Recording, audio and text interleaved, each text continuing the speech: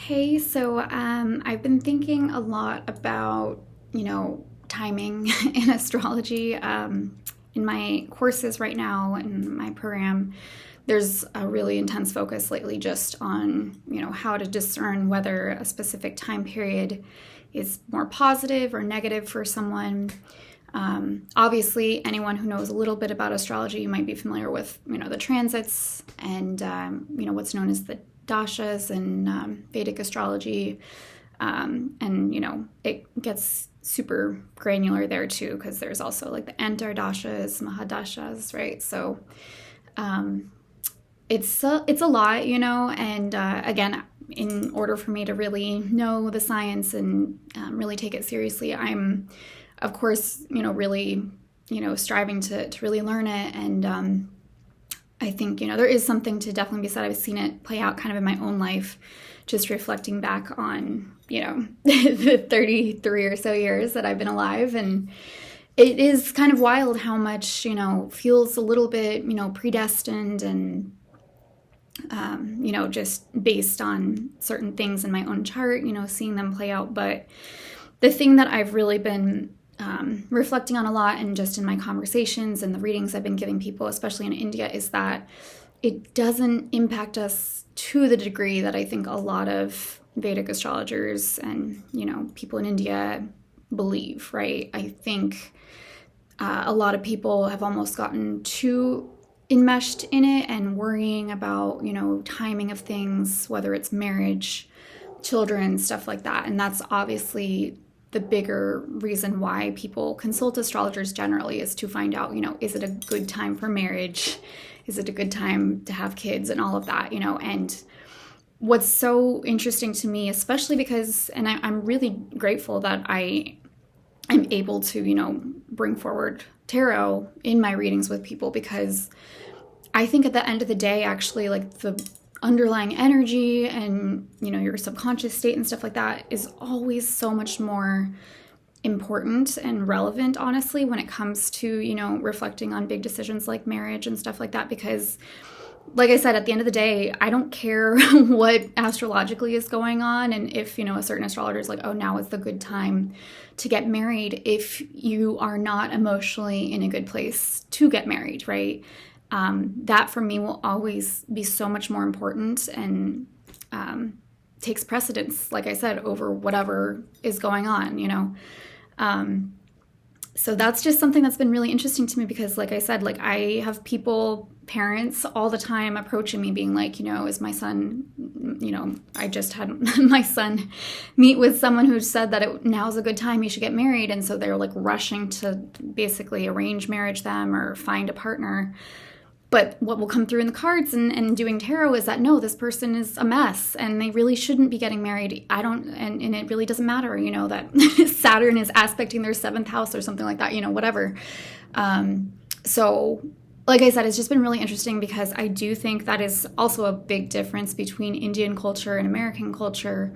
It's not to say that Americans aren't also really obsessed and preoccupied around timing of like being married by 30 or having kids by 32 or whatever, and again, I think Americans are kind of loosening up a little around that stuff. Indians a little bit, but there's still way, way more pressure I found here, especially for women, being expected to, marry by like 26 even, maybe it's closer to 27 or 28 by now, thanks to me and some of the work and conversations I've been having with people. But, I always say, if you really want to, take an astrological perspective around all of it, I don't think anyone should marry or make any really big decisions until after what's known as their Saturn return. Again, that's basically when Saturn returns to the place it was in your birth chart when you were born. And so that, that completes around age 30, 31 even.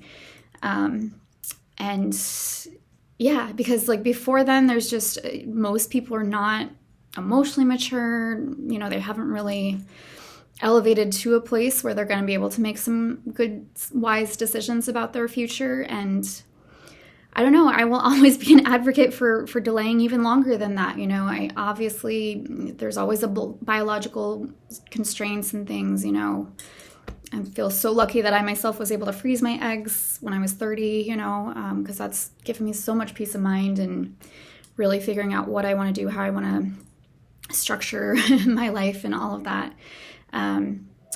But I don't know, like I say, it's something that I am constantly running up against with people here who, it's like, I don't know, they're just so fixated on what their chart says and, you know, well, is it a good time to do this or that, rather than like just taking a step back and being a little bit more like objective and intuitive about it, you know. And it, like I say this all the time, like I have a lot of faith in astrology. I absolutely believe it has, you know, merit and something should be taken into consideration, but I just also see it as such a hindrance and blocking people from just using common sense in a lot of situations too.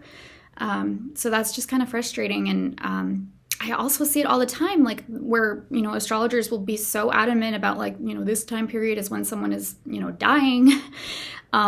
Because, you know, that is something that a lot of astrologers believe you can predict through your chart. And like I said, I'm going to stay open-minded about all that stuff. It is, you know, obviously something you can kind of check based on people who have died in the past and okay, what was transiting, you know, what was happening. But I think it's such a slippery slope, and it's something that I never ever want to, you know, really advertise as a service or something like that, because I just, again, I like to think that while astrology is very divine and it's kind of, you know, something that a lot of, you know, humans can benefit from, especially when it comes to knowing our dharmic purpose and stuff along those lines, when you're really trying to, you know, use it for that, you know, predicting, I don't know, some of the other stuff that's just, I don't see the value in knowing when you're going to die. I don't see the value in trying to predict, you know, even something like marriage, you know. I don't. I think it really gets in the way of living a very intentional and,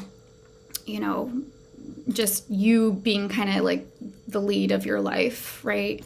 If you're just so preoccupied with timing and stuff like that, you know. So I don't know. All of that just is kind of why while I am obviously going to keep studying and reading the books, you know, that I have been assigned in my class and debating with my professors about all this stuff, I just know that I never ever want to be seen or, you know, portrayed as an astrologer who really gets too deep into timing and stuff like that. I think it's, as I said, a very slippery slope, usually backfires. Like, as I said, there's so many astrologers out there who, you know, their predictions end up being wildly off base and clients are, you know, really disappointed. And I don't think there's, you know, value in it anyway. So those are just some of my initial thoughts around all this stuff. As I say, it's fascinating. There are a lot of situations where I do feel like, you know, just based on especially learning the dashas and stuff like that, that it's tracked pretty closely to things that I've gone through in my life, you know, whether it's traveling abroad, you know, like me moving to India and stuff like that is all pretty much seen through my own chart, which is just wild to me. But nevertheless, I still always want to lead a more intuitive life, make decisions that feel in alignment with my soul rather than what, you know, any astrologer or anyone like that tells me I should do or whatever. So interesting stuff, but yeah, just thought I'd share a few things around that. So thanks for watching. Let me know if you have any thoughts.